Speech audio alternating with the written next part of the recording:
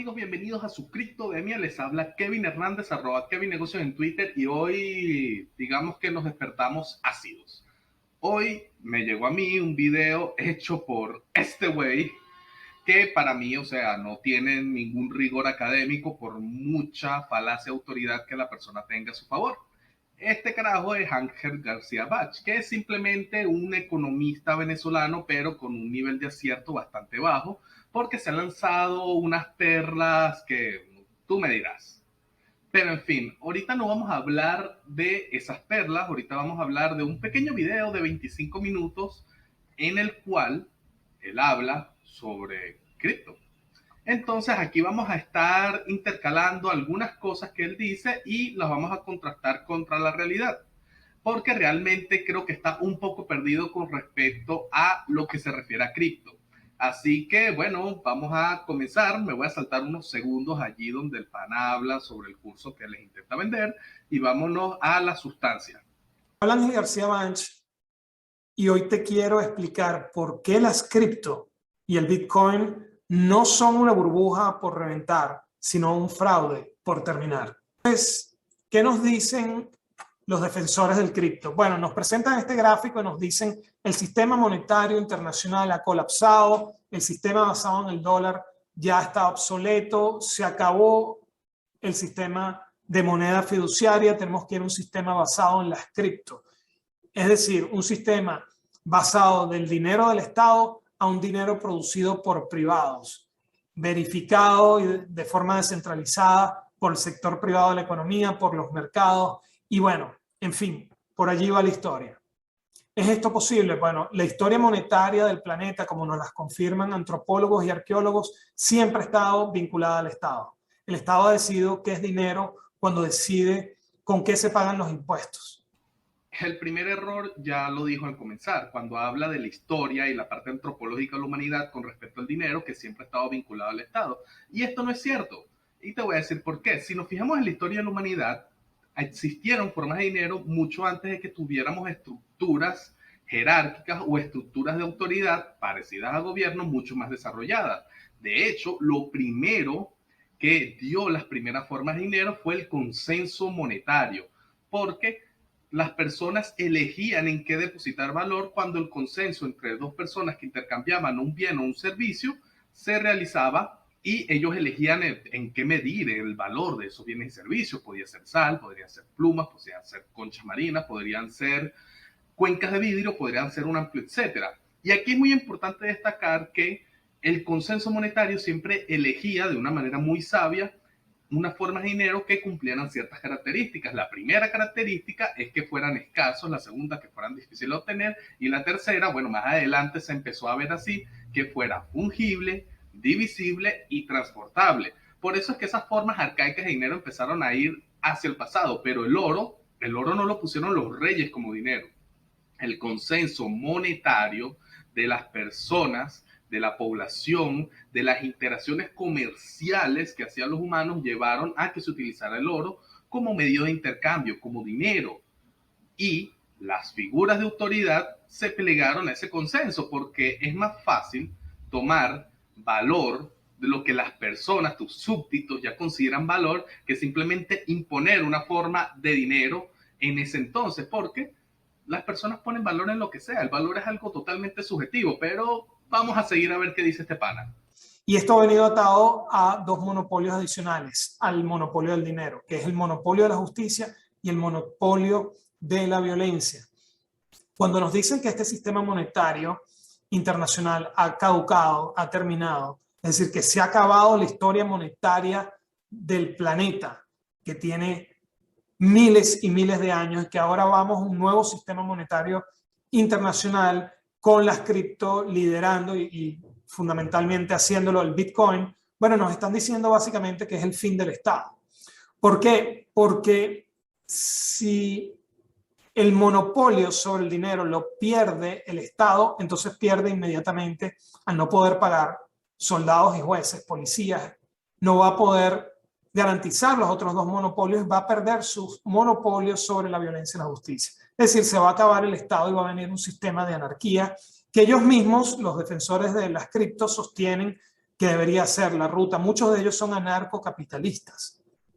Pero la verdad, sea dicha, la historia política de la humanidad ha demostrado que la anarquía no es un equilibrio de Nash, es decir, es tan solo un desequilibrio transitorio y detrás de cualquier movimiento anárquico está un grupo que simplemente quiere hacerse del poder para tomar las armas, tomar la justicia y tomar el control sobre el dinero y ofrecer una solución a la situación de anarquía que evidentemente supone que los individuos tienen que garantizarse su propia seguridad de la persona, de los bienes, de la propiedad, en vez de dedicarle el 100% de su tiempo a la producción de bienes y servicios. Dos correcciones puntuales. Uno, aunque el gobierno actualmente tiene el monopolio de la fuerza, realmente no tiene el monopolio ya del dinero, porque el dinero ya es de libre elección. Por mucho que ellos puedan imponer su moneda para el pago de impuestos, las personas deciden con qué medir el valor de su trabajo y cómo aceptar con medio intercambio, porque si de verdad nos fijáramos en esto como una regla escrita en piedra, el gobierno tiene todo el poder para mantener el bolívar como medio de intercambio oficial de Venezuela, simplemente porque, y esto es, que creo que todo el mundo sabe que esto es simplemente soñar, simplemente porque tú pagas tus impuestos en bolívares. Sin embargo, cada día las transacciones en bolívares están siendo desplazadas por las transacciones en dólares. ¿Qué quiere decir esto? El consenso monetario, mucho antes de que el convenio cambiario lo permitiera, eligió un mejor medio de intercambio. Las personas eligen la mejor forma de dinero, la forma de dinero que les brinda mejores beneficios. Así que ya por allí estamos mal. En segundo lugar, sí, aunque tiene el monopolio de la fuerza, Bitcoin, por muchos de los exponentes de Bitcoin, es una protesta pacífica, porque tú no tienes que destruir el Estado para tú alejarte de su consenso monetario o su imposición monetaria, mejor dicho. Tú simplemente utilizas Bitcoin o te refugias en Bitcoin porque es un dinero que no te pueden quitar, no es un dinero que te puedan confiscar, es un dinero que está únicamente bajo tu custodia y es un dinero que ellos materialmente no pueden atacar. Así que simplemente moviéndote a Bitcoin sin necesidad de atacar al Estado, lo estás de alguna manera desbancarizando. Por lo menos tu dinero no está en el sistema que ellos crean. Así que vamos a seguir viendo qué dice el pana. Entonces, pues evidentemente esto es un fraude.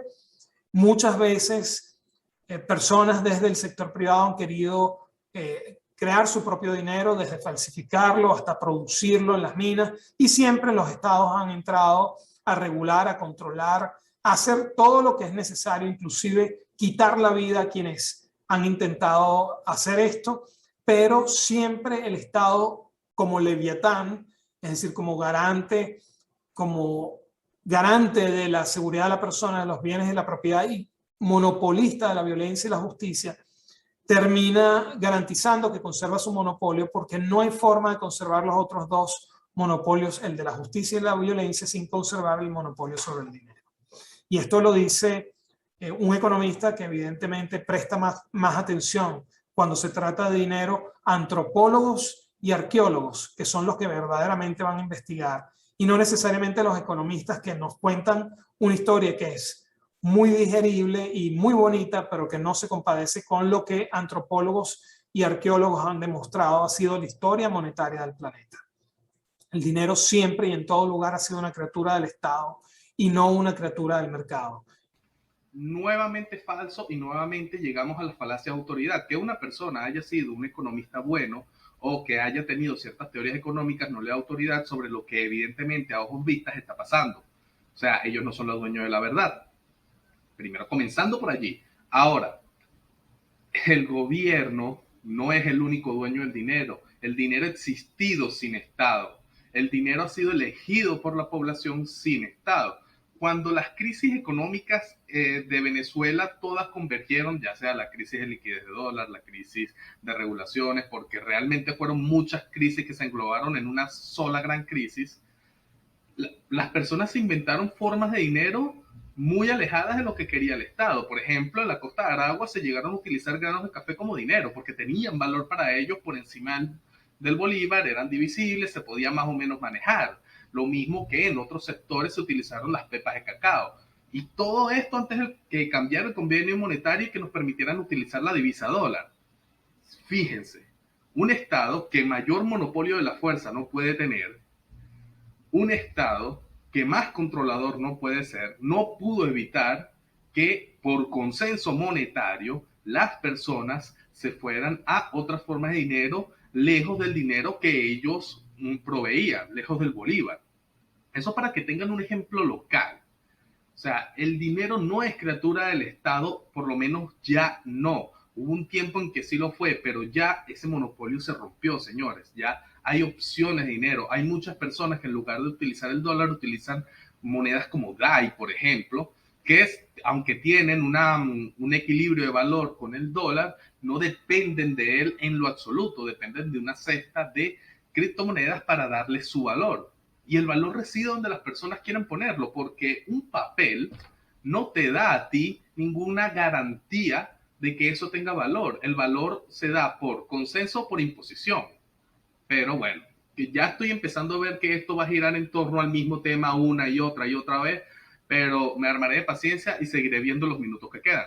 Insisto, lo dice un economista que tiene preferencia por el libre mercado, por un sistema republicano de imperio de ley con derechos inalienables para el individuo y todas las libertades colectivas e individuales que se requieren para poder operar con prosperidad y con justicia, la verdadera justicia, que es la igualdad frente a la ley. Fíjate, García, que aquí sí estoy de acuerdo contigo en algo. Un sistema de justicia correcto es donde todos son iguales ante la ley. Y tú sabes que es excelente sobre Bitcoin, que todos son iguales ante Bitcoin. Bitcoin no distingue en lo absoluto sobre tu nacionalidad, tu edad, tu sexo, tu raza. No distingue nada de eso. Para él eres solo un número que si haces las transacciones de acuerdo a su consenso, las mismas son aprobadas por todo lo que ya conocemos como la estructura de Bitcoin. Y eso me parece a mí que es una ley puesta en código que puede ser tanto universal como justa, porque todos somos iguales. En cambio, todos somos iguales para el dólar. Mira, no lo creo, porque si ves algo conocido como efecto Cantillon, tú verás que algunas personas se benefician del dólar cuando se imprime dinero, pero otras se ven perjudicadas porque se les merma el ahorro con la emisión de dinero. Y si buscas efecto Cantillon, lo podrás ver muy, pero muy específico, pero me imagino que ya una persona como tú, un economista que conoce todo esto, que tiene fuerza en su falacia de autoridad, puede conocer esto. Pero continuemos. Entonces, en este contexto, yo lo que hago es preguntarme cuál es el valor de uso no especulativo del Bitcoin. Lo pregunto en redes sociales, donde por supuesto me atacan, porque solamente pueden atacarme a mí, pero no pueden atacar los argumentos que yo planteo. Nadie ha podido dar respuesta a la pregunta cuál es el valor de uso no especulativo de Bitcoin. Cuando lo hacen, todo lo que atribuyen al Bitcoin, como por ejemplo posibilidad de hacer transacciones internacionales, descentralización en el proceso de verificación de la información, agilidad, etcétera, son atributos o del blockchain, de la tecnología que está detrás, que sí va a prevalecer sin lugar a duda, o de las plataformas no bancarias y los exchanges que también como intermediarios van a, pues se puede explicar su persistencia en el tiempo. Ángel, por supuesto que te responden. Que tú elijas no responder a algunos tweets que te dejan es otra cosa. Pero vamos a eso. Vamos a hacerlo con la analogía del dólar. ¿Cuáles son los usos del dólar? Medio de intercambio y reserva de valor. Ese es el uso del dinero. Más allá de lo que represente el dólar o lo que sea como instrumento de dominio para los Estados Unidos, el dólar es eso, medio de intercambio y reservas de valor. Ahora, ¿Bitcoin es una reserva de valor? Mira, yo creo que los 12 años de existencia de Bitcoin han sido más que suficientes para demostrar que por lo menos por ahora se mantiene como una reserva de valor sin igual. No hay quien le gane a Bitcoin en ese aspecto. Eso es en primer lugar. En segundo lugar, transferencia de valor, o sea, medio de intercambio. Yo creo que en ese aspecto Bitcoin es superior, porque Bitcoin puede transferir valor de forma descentralizada, como ya tú dijiste, de forma pseudoanónima y de forma eficiente. Porque otra de las cosas es que Bitcoin en su esquema de comisiones, en su esquema de incentivos, funciona de una manera que es bastante eficiente, que es con el uso de datos. Como la blockchain que tanto mencionas, funciona como un libro contable, el cual tiene un espacio limitado, en el caso de Bitcoin, para grabar transacciones en cada una de las hojas.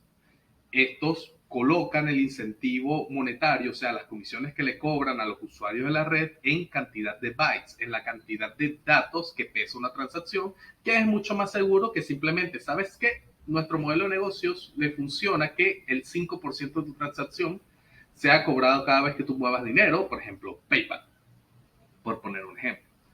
Ahora, si yo estoy en Estados Unidos y tengo $100 y le quiero enviar dinero a mi amigo en Zimbabue, ¿cómo hago?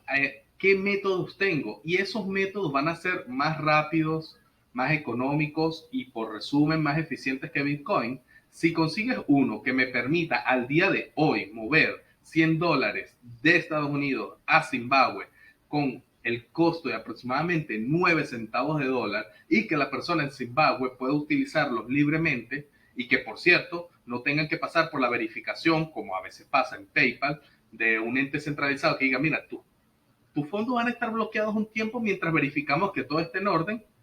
Yo personalmente voy a tomarle todo oídos a todo lo que me digas. Pero por ahora yo creo que eso solo es posible con Bitcoin o con criptomonedas.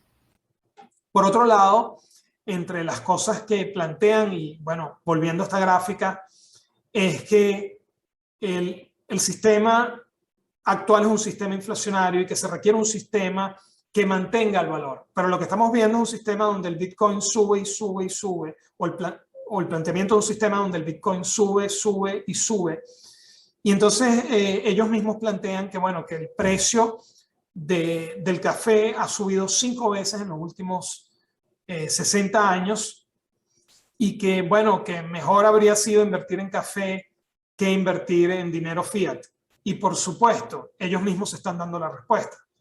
Claramente que esa es la idea. La idea es que el sistema monetario internacional sea un sistema propenso a una pequeña inflación baja y persistente, en torno a un 2%. La alta inflación y digamos, la alta y persistente inflación de países inestables, por supuesto, no nos sirve desde el punto de vista monetario porque conduce a la reducción de la frecuencia con la cual tienen lugar los contratos, desaparecen muchos negocios que no son viables en una economía inestable y, por supuesto, en el caso de la hiperinflación, lo que tenemos es que se destruye la banca y se desmonetiza la economía.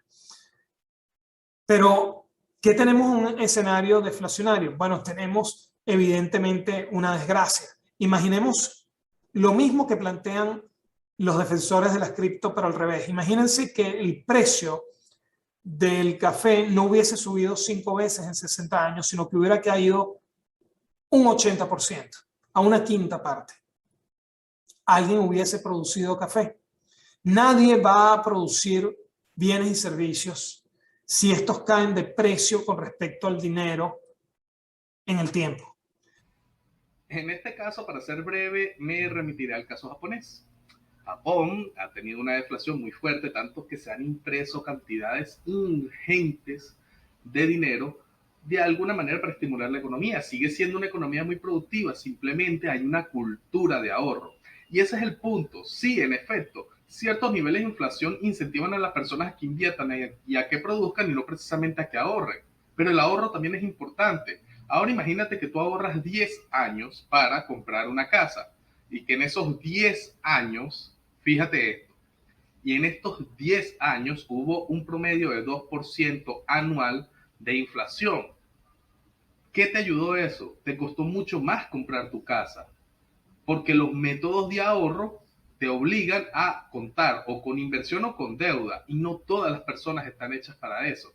Ahora, tú dices que esto es una hecatombe. En un mundo donde el Bitcoin sea cada vez más popular, las personas dejan de producir. No, de hecho, Bitcoin es un incentivo extraordinario para trabajar. lo digo como persona y yo soy solo uno entre miles de personas que cobramos nuestro salario, cobramos lo que producimos en Bitcoin. Y queremos es trabajar más, buscar proveer más servicios, buscar proveer más bienes, porque se nos están pagando en un dinero cada vez más valioso. Eso es como si hoy en día te pagaran con oro. El oro también tiene una tendencia a aumentar de precio en el largo plazo. ¿Por qué? Bueno, por sus cualidades técnicas, que es su escasez, digamos, su escasez, no quiero decir absoluta porque eso ya es más con Bitcoin, pero sí, su escasez relativa. Vamos a dejarlo ahí en escasez relativa. Entonces, eso es un incentivo para trabajar. Muchos de los que utilizamos Bitcoin como dinero o recibimos Bitcoin como dinero, conozco community managers, conozco personas que imprimen piezas en impresoras 3D, conozco personas que tienen restaurantes, conozco personas que son periodistas, conozco personas que son economistas y también conozco muchas personas que simplemente se apoyan en las cualidades técnicas de Bitcoin para hacer dropshippers y ganar un pequeño porcentaje por compra-venta o, digamos, distribución de mercancía. O sea, unos retailers comunes y corrientes, pero basan un modelo de negocio en las cualidades de Bitcoin. Vamos a poner otro ejemplo. Si yo, Kevin Hernández, llego y deseo, por ejemplo, que ha estado en mi mente, reiniciar mi marca de cinturones, bueno, al reiniciar mi marca de cinturones, muy probablemente elegiría que hasta le daría un incentivo a las personas, un porcentaje de descuento para que me paguen en Bitcoin, porque me parece un mejor dinero. Ahora entiendes que la teoría está lejos de la práctica. Entonces, un sistema monetario no puede ser deflacionario. Un sistema monetario deflacionario solamente puede conducir a la depresión y a una economía mínima de subsistencia. Es decir, la gente produciría prácticamente para consumo propio y los mercados no se podrían desarrollar como un sistema donde hay una pequeña inflación persistente en torno a un 2% que haga que la gente se anime a endeudarse en la moneda fiat fiduciaria y se embarque en proyectos riesgosos para producir bienes y servicios para la sociedad. En una economía donde el dinero sube y sube y sube de precio, la gente simplemente acumula ese dinero y no produce bienes y servicios. Entonces lo que habría es evidentemente un estado de cosas terrible desde el punto de vista. Oh, Dios mío, mis ahorros están adquiriendo valor con el paso del tiempo, permitiéndome a mí tener un mayor capital para embarcarme en muchos otros proyectos. Dios mío, qué pesadilla. ¿Cómo las personas sobreviven a esto? Por favor, alguien piensa en los niños. Ok, bueno, ya, en serio. Creo que su desconocimiento del ecosistema cripto te ha hecho tener esta opinión, pero modelos de deuda en criptomonedas colateralizados con Bitcoin hay a granel. Tenemos como Ledger, tenemos como los panas de HODL HODL, Binance tiene su sistema, DAI tiene su sistema y por ahí para de contar mil y un DeFi que hace lo mismo. Entonces, ¿cómo funciona este sistema de deuda? Muy sencillo. Esos ahorros que tú vienes acumulando, no los tienes que vender para embarcarte en nuevos proyectos. Tú utilizas esos fondos para colateralizar un préstamo. Al colateralizar ese préstamo se imprime stablecoin. Puede ser, en el caso de DAI se imprime DAI con una diferencia entre lo que pusiste de colateral y los DAI que se imprimieron, y utilizas los DAI para invertir en tu negocio, producir, pagas tu préstamo, creas dinero, esto es de la parte magnífica, creas dinero y no pierdes tus ahorros. O sea, un sistema de deuda colateralizado basado en tu capacidad de producir ingresos. Oye, para mí suena divino y ni siquiera es que estoy hablando de algo teórico, es algo que está pasando, pero bueno, vamos a seguir oyendo de esta nueva hecatombe social. Entonces, cuando ellos plantean la deflación como sistema monetario, lo que están planteando es una locura. Por otro lado, esa deflación es falsa. Lo que estamos viendo es un alza en el Bitcoin que es producto de la manipulación, por ejemplo, de entidades como Tether, que están ubicadas en las Islas Vírgenes Británicas, que supuestamente tienen reservas 1 a 1 con respecto a todos los activos que acumulan, que básicamente son criptoactivos, pero en la práctica nadie sabe dónde están esas reservas. Por supuesto, Islas Vírgenes es un paraíso fiscal, está fuera del monitoreo y la supervisión del Departamento del Tesoro de los Estados Unidos y de la Reserva Federal y de otras instituciones. El Security and Exchange Commission, la Comisión de Valores de los Estados Unidos, en fin, está al margen de cualquier supervisión por parte del gobierno de los Estados Unidos de Norteamérica, y se imprime Tether y luego se acumulan básicamente de la nada, y luego se acumulan criptoactivos, evidenciando un alza descomunal en lo que es el precio del Bitcoin. De hecho, cuando los defensores de las criptos sostienen que la explicación detrás del alza descomunal que ha habido en el Bitcoin y otras criptos se debe a la impresión de dinero por parte de la Reserva Federal de los Estados Unidos, les están mintiendo sin lugar a duda, porque la velocidad a la cual ha subido el Bitcoin y otras criptos, pero específicamente el Bitcoin, es de 300 veces la velocidad a la cual sube la liquidez monetaria. Así que... Ok, aquí hay bastante tela que cortar. En primer lugar, Tether, por supuesto que hay una situación en la que efectivamente, y esto sí es verdad, se le acusa a Tether y a Bitfinex de haber manipulado el mercado por allá por el 2017. Ahora, quiero que ustedes hagan un simple cálculo. Ni siquiera lo voy a poner aquí, se los voy a dejar de tarea. Vean el capital de mercado de Tether. Y vean el capital de mercado de Bitcoin. Y allí empiecen a ver exactamente qué probabilidades hay de que esa masa monetaria, que es Tether, manipule la masa monetaria, que es Bitcoin. Y ustedes mismos tendrán la respuesta. Tether todavía hoy tiene un capital de mercado demasiado bajo para poder manipular eficientemente Bitcoin. Ahora, ¿a qué se debe los grandes saltos de, digamos, de precio de Bitcoin? Y esto sí tiene una explicación y es algo que es fácilmente comprobable. Y es el hecho de que al ser, digamos, monedas que tienen un marco regulatorio mucho más ligero, las plataformas de trading pueden darse el lujo de tener, digamos, un porcentaje de apalancamiento mucho mayor. Y de hecho, cuando vemos esos grandes movimientos de Bitcoin, vemos que vienen acompañados con liquidaciones masivas. O sea, el alto apalancamiento ayuda a que haya unos movimientos muy violentos dentro de Bitcoin. Si ustedes llegan y revisan la cantidad de liquidaciones que hay cuando Bitcoin se echa una subida a la alza muy fuerte y ven la cantidad de billones de dólares que pierden las personas que están en el lado de los shorters, o sea, los que están apostando en contra del precio del Bitcoin, y ven esas subidas, tendrá sentido. Pero es una cuestión que requiere investigación, que requiere de alguna manera tener la disposición de cuestionar que quizás la información que tengan no es del todo cierta y ver allí. Lo mismo cuando hay esas caídas violentas. Esas caídas violentas suceden porque hay pools de liquidez muy grandes, apalancados, y cuando el precio de Bitcoin va en contra en la subida, empiezan a liquidarse esas millonadas y empieza a haber lo que llaman una cascada, una caída. Pero bueno, no me creas. En este caso, yo estoy haciendo este video, uno, para dar una opinión contraria, contrastar lo que está diciendo otra persona.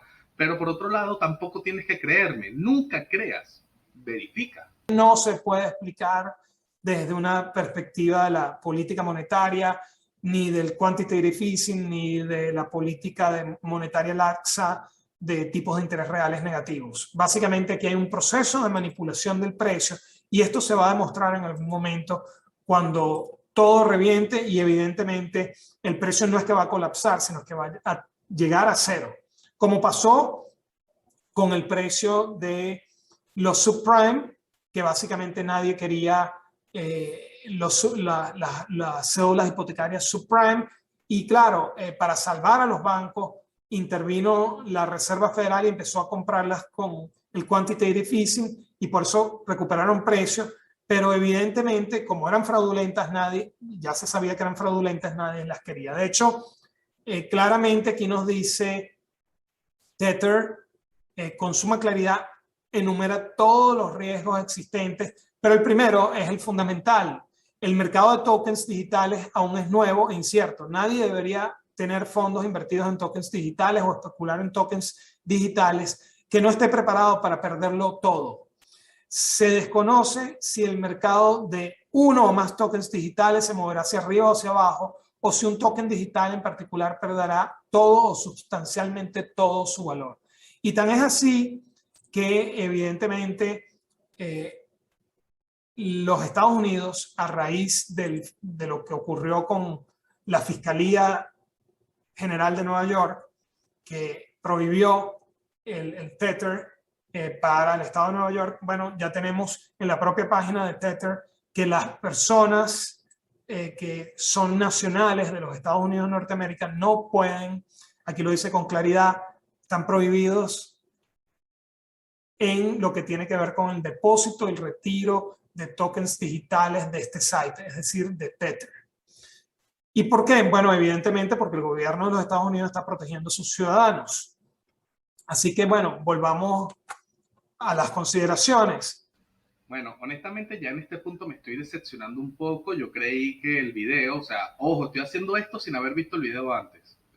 Conforme vayan viendo, viendo las cuestiones, hago un corte y pongo la contrapartida de mi opinión. Y estoy algo decepcionado con el nivel de este video, pero bueno. Primero que nada, lo primero que pone sobre el disclaimer, y esto se conoce como disclaimer, esto no lo tiene que poner solamente Tether, ni Bitfinex, ni tampoco o sea, ellos en específico, no, esto lo tienen que poner todos los exchanges. Todos los exchanges, por normativa, al tratarse de plataformas que proveen servicios para la especulación, deben ofrecer este disclaimer. El mismo disclaimer te va a aparecer si entras en un broker y empiezas a tradear acciones. Así que eso ya es borroso. Ahora, hablando de stablecoins. Sí, efectivamente, eso lo puede hacer el gobierno de los Estados Unidos. Ellos pueden prohibir Tether en todo su territorio nacional y no solamente ellos pueden hacerlo, cualquier otro país puede hacerlo. Ese es el problema con la centralización. Ahora le reto al gobierno de los Estados Unidos a regular DAI. A regular DAI en el sentido de que nadie de los Estados Unidos pueda tener DAI, pueda tener en su billetera DAI. Le reto a que me diga una manera efectiva para que se haga eso. Porque ya a nivel de costo material sería muy arrecho para el gobierno de los Estados Unidos tener supervisado todos y absolutamente los equipos electrónicos, sobre todo habiendo maneras bastante cool de open source para evitar esto, vigilados para evitar esto. Así que vamos a seguir, aunque ya estoy cansado. Luego, con respecto al precio, claramente el Bitcoin, si nosotros vemos acá, bueno, aquí podemos ver su comportamiento, pero si nosotros vemos el precio del Bitcoin,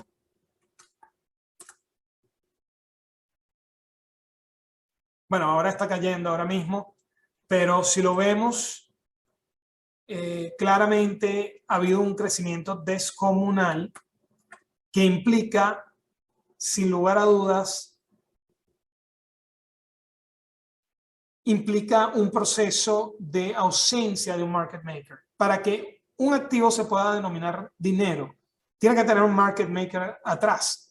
Por ejemplo, el market maker del dólar de los Estados Unidos de Norteamérica es la Reserva Federal, que a diario compra y vende en el mercado interbancario letras del Tesoro de los Estados Unidos para fijar el precio de las letras o la tasa de interés interbancaria, que al final es el precio del dinero, es el costo de oportunidad del dinero, porque el dinero paga una tasa de interés cero por definición, por eso su tasa de interés real es negativa, pero la próxima cosa más cercana o activo más cercano al dinero, que son las letras del tesoro, pagan una tasa de interés. Entonces, ¿quién es el market maker del dólar de los Estados Unidos? La Reserva Federal, que está comprando y vendiendo.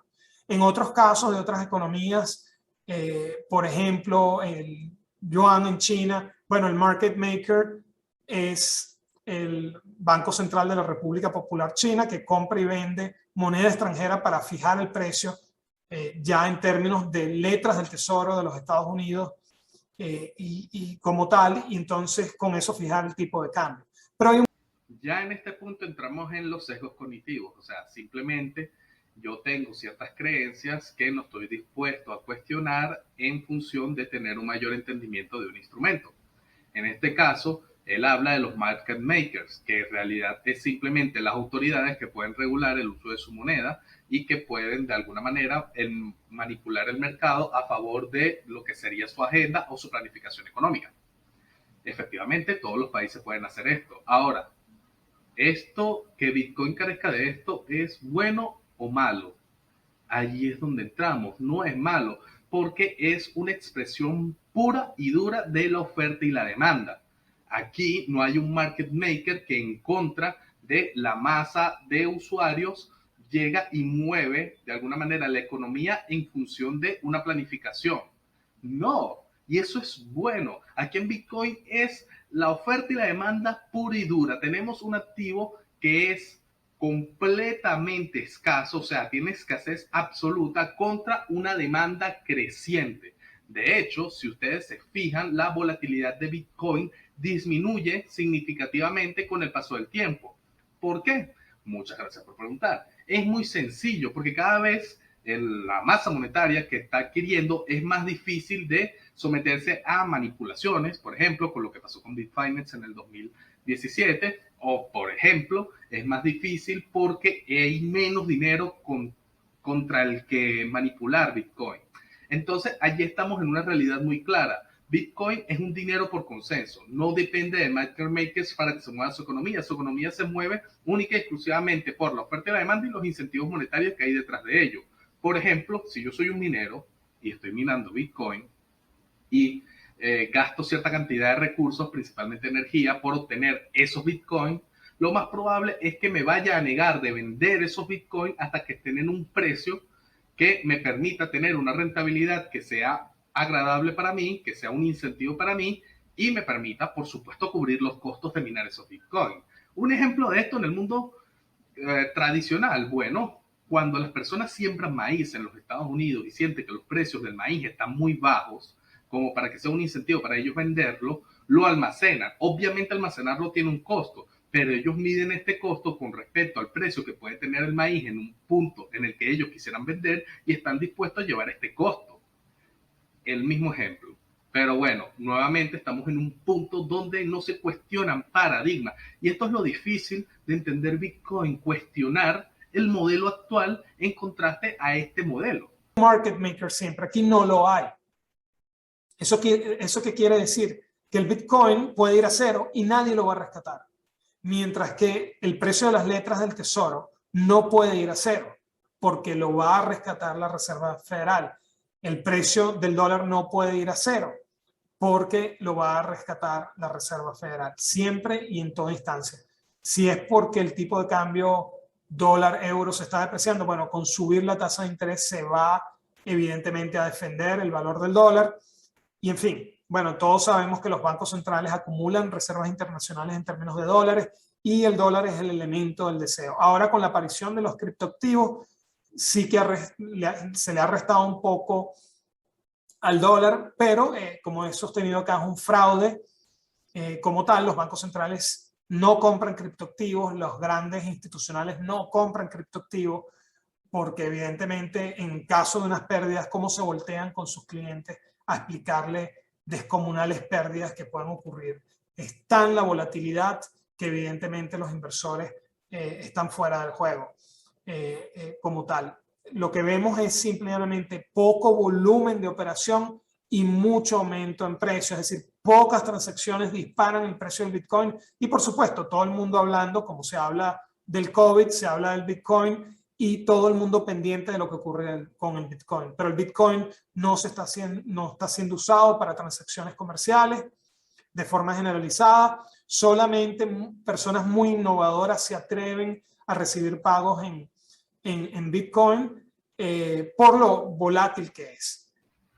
Si entiendes del funcionamiento técnico de Bitcoin, entenderás que ya entenderás más o menos por dónde voy a ir con lo que yo estoy a punto de decir.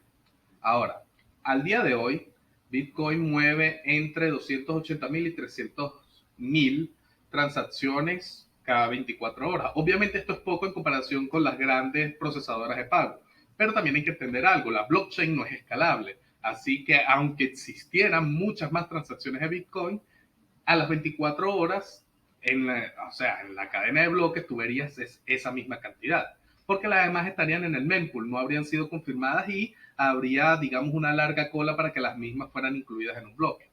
Eso para comenzar.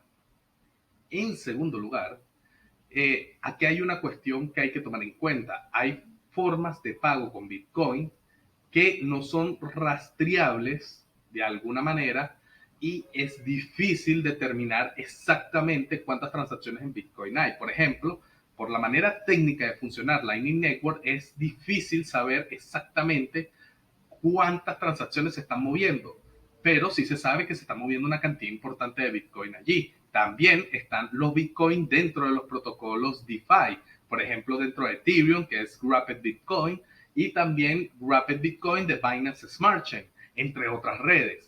Para comenzar por allí. Luego están las transferencias internas de los exchanges. Los que estemos en Venezuela usamos Binance, saben que hemos pagado tanto con USDT, con Bitcoin, como con otras monedas, hasta SLP, AXS, a través de Binance Pay. Entonces, ¿quién mide esa cantidad de transacciones? Es difícil determinar esas transacciones, porque va a llegar un punto que solo las grandes transacciones van a ser hechas en la red principal, todo lo demás va a ir hacia Lightning Network. Así que aquí yo prefiero asumir que el pana realmente no conoce todas estas opciones, no conoce cómo funcionan esta economía y también desconoce que hay que contabilizar estas partes. Pero conociendo el personaje seguramente decide omitir esto para apoyar su narrativa. ¿Quién va a fijar el precio de sus mercancías, digamos, en una moneda en la cual no se endeuda? La gente se endeuda en dólares y evidentemente fija sus precios en dólares y después una fluctuación podría conducir a la quiebra de una empresa. Si una empresa empieza a cobrar buena parte de su cartera de productos con Bitcoin y este se desploma, esta empresa puede salir digamos, de mercado porque simplemente con ese desplome no podría pagar sus deudas, iría a la quiebra. Entonces, evidentemente los comercios no lo están aceptando. Las carteras, además de Bitcoin, se pueden perder. Cuando uno tiene una cartera sin un exchange, básicamente lo que hace es bajar el open source, open code, el código abierto del blockchain en un computador y, por supuesto, se puede dañar y se puede perder el valor que está allí. Evidentemente, pero por eso es que la gente usa exchanges. Entonces, como que no es tan descentralizado el Bitcoin como se ha dicho, porque la gente tiene miedo, evidentemente, de que pagase algo con sus equipos y pierde el valor de lo que tiene allí, y por eso prefiere claramente abrir cuenta en un exchange, custodiar sus tokens de Bitcoin, de Ethereum, de cualquier cripto allí, y con eso están seguros que por lo menos no van a tener un problema técnico como tal. Pero sabemos que puede haber un problema técnico también con la supercomputadora cuando llegue, que va a poder terminar con el blockchain de ser necesario. O sea, Ay Dios mío, no, no, no, no, no, no, no. De verdad, ahí sí se pasó porque, o sea, no creo que ese pana no haya leído un documento técnico sobre Bitcoin y conozca la tasa de hash rate, la distribución del hash rate, el costo material de atacar a Bitcoin. Te lo voy a poner de esta manera. Una supercomputadora que tenga la capacidad de calcular más o menos 1 trillón de posibilidades cada segundo para romper el cifrado de Bitcoin, me refiero. Que tenga la posibilidad de calcular 1 trillón de posibilidades por segundo, tendría que tardar más o menos para romper de verdad la criptografía con la que está montada Bitcoin, más o menos 6 octodecillón de años. O sea, el número en años es tan grande que tiene como 72 dígitos. Es gigantesco. Ahora, los recursos materiales para lograr esto, si tuvieras la computadora, bueno, en energía consumirías más o menos el potencial 200 soles, más o menos por ahí, estimando soles del mismo tamaño que el que tenemos en nuestro sistema solar. Así que sí, bueno, sí, seguramente cuando llegue la computación Eso va a pasar. Sí, claro. Ahora, eso sin contar que cuando llegue este nivel de cálculo, muy probablemente Bitcoin también se pueda alimentar del mismo, desde la parte técnica. O sea, tomar esa potencia de cómputo para proteger a la red. O sea, ¿entienden a dónde voy?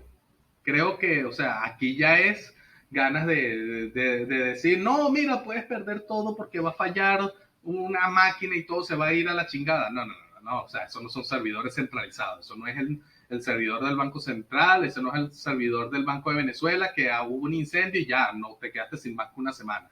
No funciona así. Y realmente no funciona así.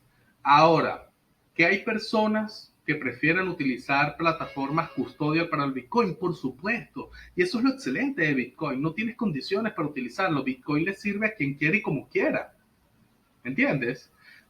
O sea, dicho de otra manera, Bitcoin no le pone condiciones a nadie de cómo utilizarlo. Si lo quieres utilizar en un servicio custodia, hazlo con todos los riesgos que conlleva. Si lo quieres utilizar tú bajo tu propia custodia, hazlo con todos los riesgos que eso conlleva.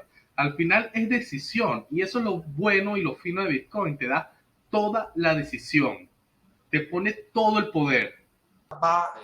Toda tecnología va a tener obviamente a futuro su riesgo.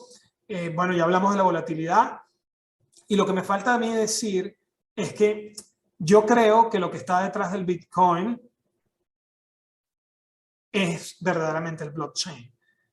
Satoshi Nakamoto, bien sea una persona o un grupo de personas, puede que haya hecho esto con razones especulativas, o puede que lo haya hecho porque es simplemente un genio, pero lo que sí ha logrado Satoshi Nakamoto es dar a conocer al mundo una tecnología novísima, interesantísima, como es el blockchain, que nos va a servir para sistemas electorales, para garantizar que no hay fraude, porque hay verificación descentralizada.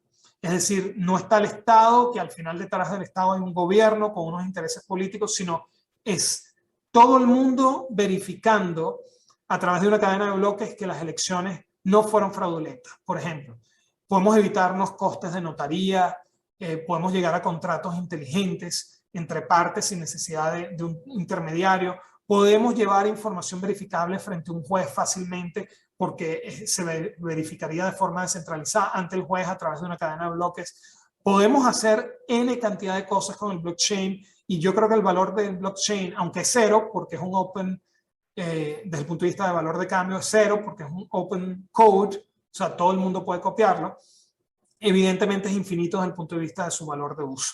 Eso es lo que va a prevalecer. Como con las .com se dio a conocer, no se dio a conocer, pero sí que se popularizó el Internet. Bueno, y fracasaron muchas. Bueno, ¿qué quedó? Quedó el Internet. Y por supuesto muchas .com. Pero en este caso, el Bitcoin y las cripto van a obviamente salir del juego. Es falso que el Bitcoin y las criptos sean escasas. Como tal, la escasez es algo relativo. No es algo de oferta nada más, no es solamente una oferta fija lo que determina si un bien es escaso.